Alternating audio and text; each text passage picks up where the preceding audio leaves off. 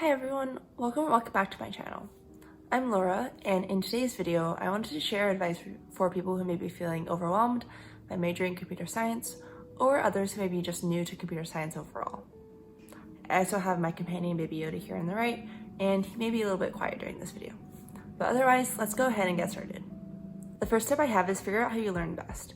The 4 types of ways that people commonly learn are categorized into reading and writing, visual, audio, and kinesthetic.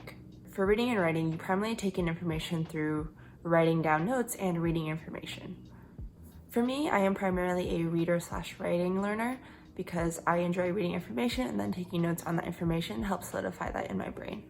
If I were to simply just read something, as many visual learners may be able to do, then that information would just go in one ear and out the other. For visual learners, that doesn't just mean that you learn best by solely reading. You learn best through information that's depicted in other ways, such as charts, maps, graphs, and other visual information that may not be depicted just by simply reading text. For audio learners, that means you learn best hearing information from other people, which means that the overall lecture style of college works out pretty well for you. Lastly, for kinesthetic learners, that means that you learn best through tactile stimulation. This means that you learn something best by doing it yourself or going through the motions and practicing whatever is being taught to you.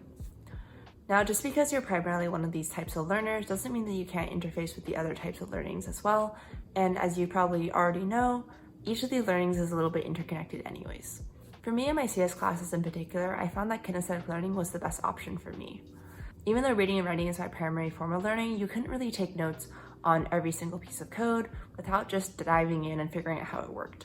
Building that innate memory of how an if-else statement works, for example, was a lot easier just by trying it out rather than taking incessant amount of notes because those can really only go so far.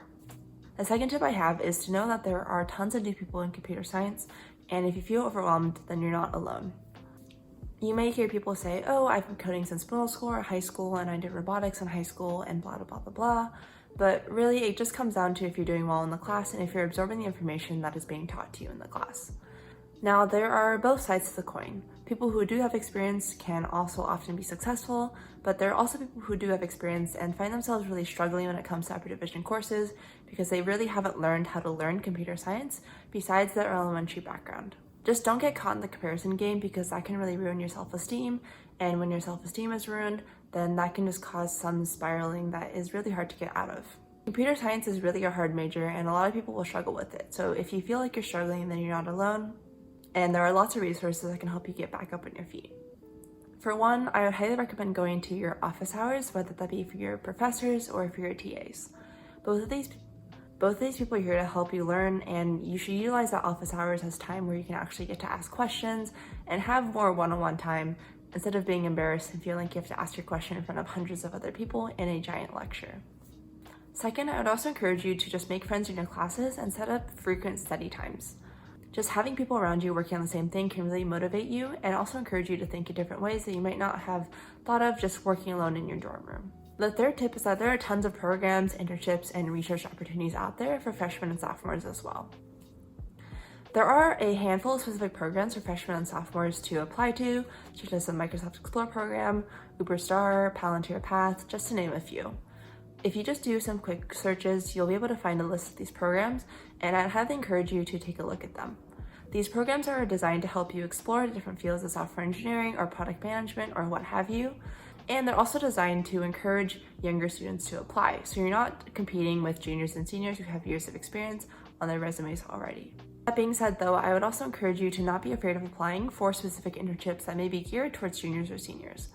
Sometimes you may just have some experience that really makes you stand out, and if you're interview ready, then you're ready to go and interview for this internship.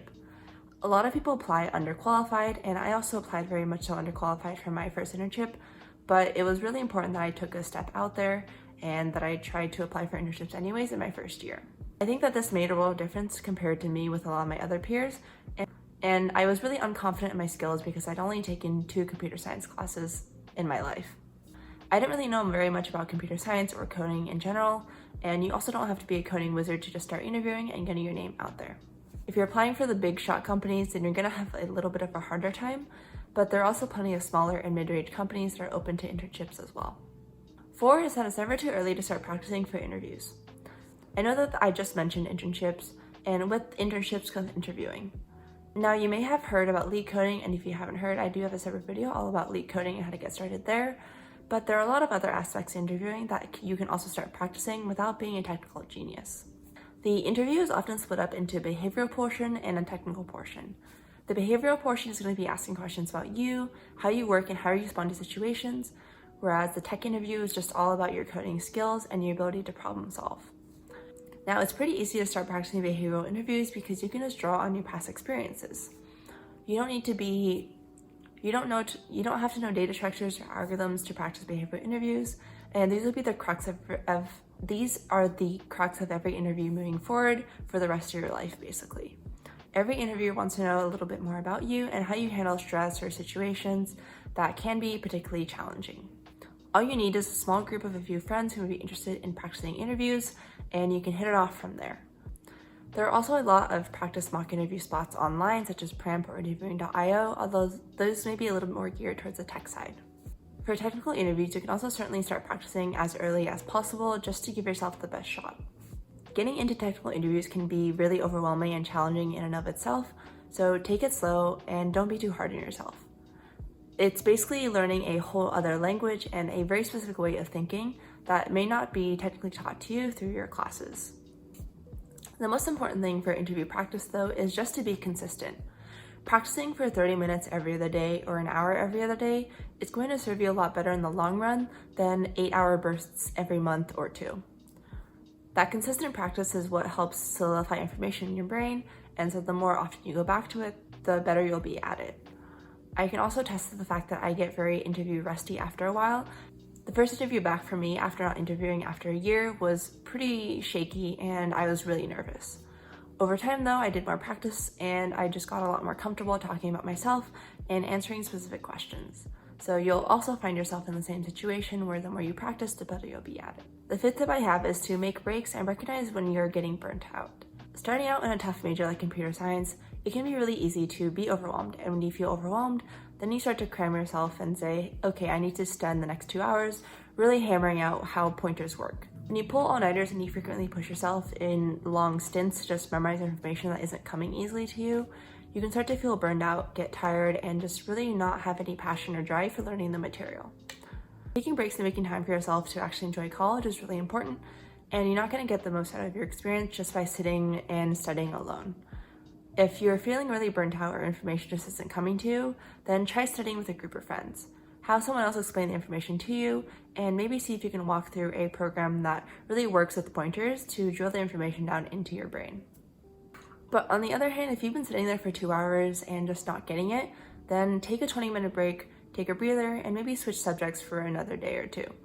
Come back to what you've been learning and see if that break helps, because sometimes just context switching can be helpful in the sense that you need time to process information that you've learned. And so if you're just trying to cram all of it down in one day, then you're going to find it hard to retain that information. If you've been spending all day studying though, you're probably going to just feel burnt out quicker in the long run. School is not a sprint, it's very much so a marathon, and you're going to have lots of classes ahead of you where you're going to be learning new information. Again, this kind of goes back to some of the earlier tips, but take the time to figure out how you learn best and sprinkle that in appropriate amounts. You can try using the Pomodoro study technique, which sets up 25-minute intervals in which you work with a break in between each of those, and a longer break at the end of 4 sessions. You can also just try time blocking, where you block out specific times on your calendar to do one activity or one assignment, and see if that helps with prioritizing your time. I personally use time blocking, and I found that that worked best for me, but again, everyone is going to be a little bit different. The last tip I have is to start as early as possible on your assignments. This was the best tip for me to help me feel less overwhelmed, and it really served me well in the long run. By starting early, I obviously got a head start on the assignment, but it also gave me a lot more time to decompress and comprehend what was actually being asked of me with a particular assignment. I didn't follow this for every class, but I did follow this all the time for my computer science classes. From a quarter school perspective, most of my classes worked in a 2-week manner. So I had 2 weeks to complete a single assignment, and over the course of a quarter, I had 4 to 6 assignments. By starting the assignment on the day that it was assigned, it gave me a lot more time to try different things that may or may not have worked, and more importantly, gave me time to go into office hours to ask questions and to clarify anything that I wasn't certain about. You'll quickly find that office hours get super crowded the day the assignment is due, and the office hours are very much so not crowded on the day the assignment is released. So really utilize that time that you have by starting early to ask any questions and just to play around with the assignment itself. I promise you that starting early would be the best thing, and it will also free up your schedule a lot more instead of having to cram the weekend the assignments due.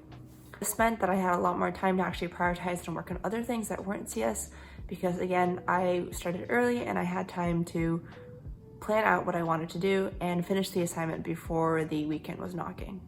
I hope that these tips serve as a good reminder for you moving forward. I personally felt very overwhelmed and very scared going to computer science with zero background knowledge and zero knowledge about programming, but everything turned out fine in the end, and I really learned a lot in computer science, and I would highly recommend it as a great major for you as well. If you do feel overwhelmed, remember to take it one day at a time and practice some of these skills.